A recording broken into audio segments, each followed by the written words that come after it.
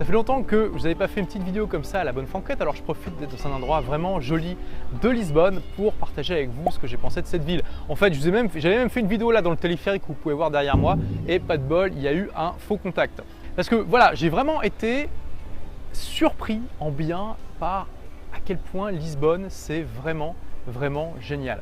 Ici on se trouve dans un quartier très moderne qui est celui qui a été construit pour l'exposition universelle de 1998 et voilà, c'est vraiment la Lisbonne moderne, mais j'ai passé l'essentiel de mon temps dans la vieille ville et j'y suis allé notamment parce que j'avais quand même pas mal de gens qui m'avaient dit que Lisbonne c'était vraiment sympa et je voulais voir par moi-même et j'ai vraiment adoré. Lisbonne c'est une ville qui est pleine de couleurs, pleine de musique, avec d'excellents restaurants partout, on y mange très bien, avec plein de choses à faire, plein de choses à voir, qui est une capitale avec beaucoup de charme et qui n'est pas trop grande, qui est ni trop petite ni trop grande, elle est juste à la taille parfaite je trouve.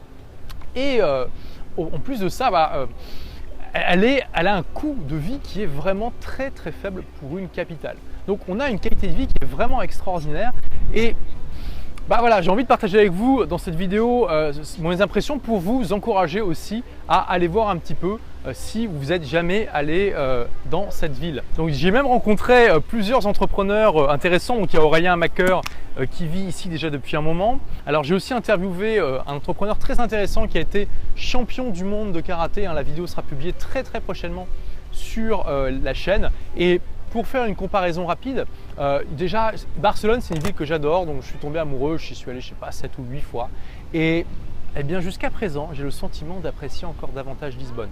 Lisbonne c'est comme Barcelone mais sans les inconvénients de Barcelone.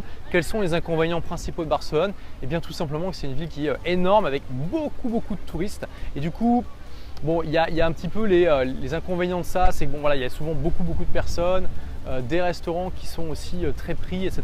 À Lisbonne, il y a beaucoup moins de gens, c'est une ambiance qui est davantage bon enfant, qui est plus agréable en tout cas, c'est ce que j'ai trouvé. Dès qu'on sort de chez soi, il suffit de lever la main, il y a un taxi qui arrive dans les 2 minutes, c'est vraiment impressionnant, les taxis sont très peu chers ici à Lisbonne.